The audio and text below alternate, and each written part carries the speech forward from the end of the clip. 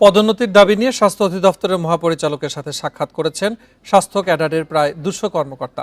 বিকেলে মহাখালীতে স্বাস্থ্য অধিদপ্তরের মহাপরিচালকের অফিসের সামনে চিকিৎসকেরা অবস্থান নেয়। তারা জানান, দীর্ঘদিন ধরে তারা একই পদে কাজ করছেন। সব ধরনের অভিজ্ঞতা ও শিক্ষাগত যোগ্যতা থাকা সত্ত্বেও পদোন্নতি পাচ্ছে না তারা।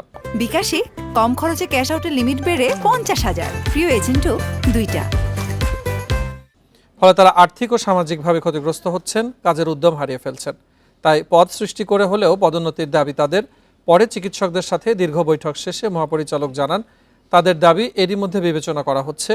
পদোন্নতি প্রার্থীদের সংখ্যা অনেক বেশি হওয়ায় কিছুটা দেরি হচ্ছে, তবে দ্রুত চিকিৎসকদের তালিকা মন্ত্রণালয়ে পাঠানো হবে বলেও জানান তিনি।